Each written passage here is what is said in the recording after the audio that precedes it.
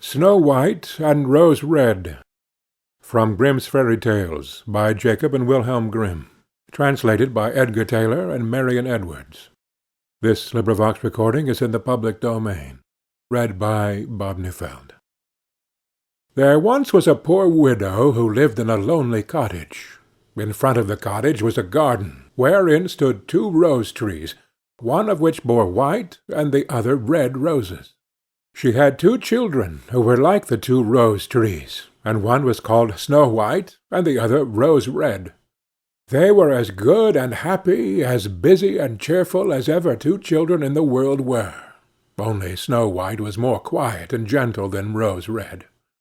Rose Red liked better to run about in the meadows and fields, seeking flowers and catching butterflies. But Snow White sat at home with her mother, and helped her with her housework, or read to her when there was nothing to do. The 2 children were so fond of each other that they always held each other by the hand when they went out together, and when Snow White said, "We will not leave each other," Rose Red answered, "Never, so long as we live." And their mother would add, "What one has she must share with the other." They often ran about the forest alone and gathered red berries, and no beasts did them any harm, but came close to them trustfully. The little hare would eat a cabbage leaf out of their hands, the roe grazed by their side, the stag leaped merrily by them, and the birds sat still upon the boughs and sang whatever they knew. No mishap overtook them. If they had stayed too late in the forest and night came on, they laid themselves down near one another upon the moss, and slept until morning came, and their mother knew this, and did not worry on their account. Once, when they had spent the night in the wood, and the dawn had roused them, they saw a beautiful child in a shining white dress sitting near their bed. He got up and looked quite kindly at them, but said nothing, and went into the forest. And when they looked round, they found that they had been sleeping quite close to a precipice, and would certainly have fallen into it in the darkness if they had gone only a few paces further. And their mother told them that it must have been the angel who watches over good children. Snow White and Rose Red kept their mother's little cottage so neat that it was a pleasure to look inside it. In the summer Rose Red took care of the house, and every morning laid a wreath of flowers by her mother's bed before she awoke, in which was a rose from each tree. In the winter Snow White lit the fire and hung the kettle on the hob. The kettle was of brass, and shone like gold, so brightly was it polished. In the evening, when the snowflakes fell, the mother said, "Go, Snow White, and bolt the door." And then they sat round the hearth, and the mother took her spectacles and read aloud out of a large book, and the 2 girls listened as they sat and spun. And close by them lay a lamb upon the floor, and behind them, upon a perch, sat a white dove, with its head hidden beneath its wings. One evening, as they were thus sitting comfortably together, some one knocked at the door, as if he wished to be let in. The mother said, "Quick, Rose Red, open the door. It must be a traveller who is seeking shelter." Rose Red went and pushed back the bolt, thinking that it was a poor man. But it was not. It was a bear that stretched his broad black head within the door. Rose Red screamed and sprang back, the lamb bleated, the dove fluttered, and Snow White hid herself behind her mother's bed. But the bear began to speak, and said, "Do not be afraid. I will do you no harm. I am half frozen, and only want to warm myself a little beside you." "Poor bear," said the mother, "lie down by the fire. Only take care that you do not burn your coat." Then she cried, "Snow White, Rose Red, come out. The bear will do you no harm. He means well." So they both came out, and by the lamb and dove came nearer, and were not afraid of him. The bear said, "Here, children, knock the snow out of my coat a little." So they brought the broom, and swept the bear's hide clean, and he stretched himself by the fire and growled contentedly and comfortably. It was not long before they grew quite at home, and played tricks with their clumsy guest. They tugged his hair with their hands, put their feet upon his back, and rolled him about, or they took a hazel switch and beat him, and when he growled they laughed. But the bear took it all in good part, only when they were too rough he called out, "Leave me alive, children! Snow White, Rose Red, will you beat your wooer dead?" When it was bedtime and the others went to bed, the mother said to the bear, "You can lie there by the hearth, and then you will be safe from the cold and the bad weather." As soon as day dawned, the two children let him out, and he trotted across the snow into the forest. Henceforth the bear came every evening at the same time, laid himself down by the hearth, and let the children amuse themselves with him as much as they liked. And they got so used to him that the doors were never fastened until their black friend had arrived. When spring had come and all outside was green, the bear said one morning to Snow White, "Now I must go away, and cannot come back for the whole summer." "Where are you going, then, dear bear?" asked Snow White. "I must go into the forest and guard my treasures from the wicked dwarfs. In the winter, when the earth is frozen hard, they are obliged to stay below, and cannot work their way through.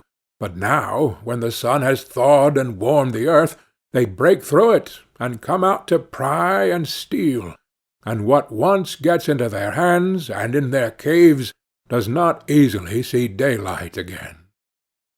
Snow White was quite sorry at his departure, and as she unbolted the door for him, and the bear was hurrying out, he caught against the bolt, and a piece of his hairy coat was torn off, and it seemed to Snow White as if she had seen gold shining through it, but she was not sure about it. The bear ran away quickly, and was soon out of sight behind the trees. A short time afterwards, the mother sent her children into the forest to get firewood. There they found a big tree which lay felled on the ground, and close by the trunk something was jumping backwards and forwards in the grass, but they could not make out what it was. When they came nearer, they saw a dwarf with an old withered face and a snow-white beard a yard long. The end of the beard was caught in a crevice of the tree, and the little fellow was jumping about like a dog tied to a rope, and did not know what to do. He glared at the girls with his fiery red eyes, and cried, "Why do you stand there? Can you not come here and help me?" "What are you up to, little man?" asked Rose Red. "You stupid prying goose," answered the dwarf. "I was going to split the tree to get a little wood for cooking. The little bit of food that we people get is immediately burnt up with heavy logs. We do not swallow so much as you coarse, greedy folk. I had just driven the wedge safely in, and everything was going as I wished, but the cursed wedge was too smooth, and suddenly sprang out, and the tree closed so quickly that I could not pull out my beautiful white beard. So now it is tight, and I cannot get away, and the silly, sleek, milk-faced things laugh. Ah, how odious you are!" The children tried very hard, but they could not pull the beard out. It was caught too fast. "I will run and fetch some one," said Rose Red. "You senseless goose," snarled the dwarf. "Why should you fetch some one? You are already too many for me. Can you not think of something better?" "Don't be impatient," said Snow White. "I will help you." And she pulled her scissors out of her pocket, and cut off the end of the beard. As soon as the dwarf felt himself free, he laid hold of a bag which lay amongst the roots of the tree, and which was full of gold, and lifted it up, grumbling to himself, "Uncouth people, to cut off a piece of my fine beard! Bad luck to you!" And then he swung the bag upon his back, and went off, without even once looking at the children. Some time afterwards, Snow White and Rose Red went to catch a dish of fish. As they came near the brook, they saw something like a large grasshopper jumping towards the water, as if it were going to leap in. They ran to it, and found it was the dwarf. "Where are you going?" said Rose-Red. "You surely don't want to go into the water?" "I am not such a fool," cried the dwarf. "Don't you see that the accursed fish wants to pull me in?" The little man had been sitting there fishing, and unluckily the wind had tangled up his beard with the fishing line. A moment later a big fish made a bite, and the feeble creature had not strength to pull it out. The fish kept the upper hand and pulled the dwarf towards him. He held on to all the reeds and rushes, but it was of little good, for he was forced to follow the movements of the fish, and was in urgent danger of being dragged into the water. The girls came just in time. They held him fast, and tried to free his beard from the line. But all in vain. Beard and line were entangled fast together. There was nothing to do but to bring out the scissors and cut the beard, whereby a small part of it was lost. When the dwarf saw that, he screamed out, "Is that civil, you toadstool, to disfigure a man's face? Was it not enough to clip off the end of my beard? Now you have cut off the best part of it. I cannot let myself be seen by my people. I wish you had been made to run the soles off your shoes." Then he took out a sack of pearls which lay in the rushes, and without another word he dragged it away and disappeared behind a stone. It happened that soon afterwards the mother sent the two children to the town to buy needles and thread and laces and ribbons. The road led them across a heath, upon which huge pieces of rock lay strewn about. There they noticed a large bird hovering in the air, flying slowly round and round above them. It sank lower and lower, and at last settled near a rock not far away. Immediately they heard a loud, piteous cry. They ran up, and saw with horror that the eagle had seized their old acquaintance the dwarf, and was going to carry him off. The children, full of pity, at once took tight hold of the little man, and pulled against the eagle so long that at last he let his booty go.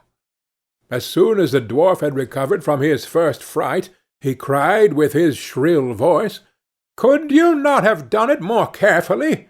You dragged at my brown coat so that it is all torn and full of holes, you clumsy creatures."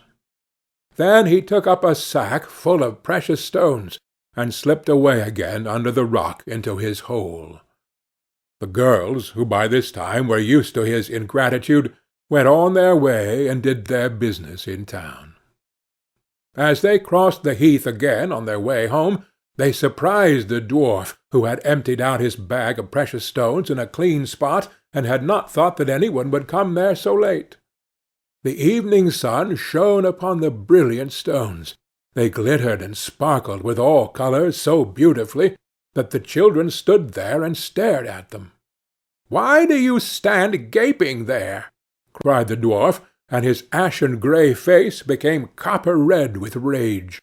He was still cursing when a loud growling was heard, and a black bear came trotting towards them out of the forest.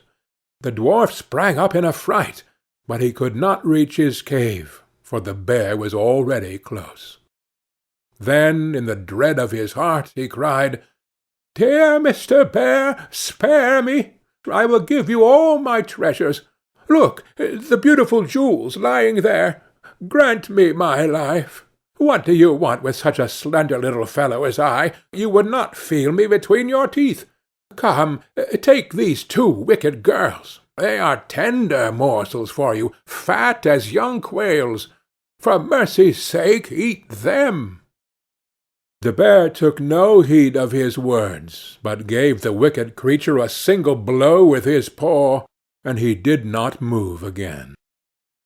The girls had run away, but the bear called to them, "Snow White and Rose Red, do not be afraid. Wait, I will come with you."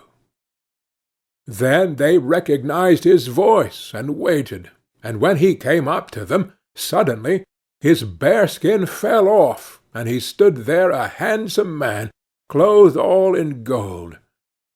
"I am a king's son," he said, "and I was bewitched by that wicked dwarf who had stolen my treasures. I have had to run about the forest as a savage bear until I was freed by his death. Now he has got his well-deserved punishment." Snow White was married to him, and Rose Red to his brother, and they divided between them the great treasure which the dwarf had gathered together in his cave. The old mother lived peacefully and happily with her children for many years. She took the 2 rose trees with her, and they stood before her window, and every year bore the most beautiful roses, white and red. End of Snow White and Rose Red.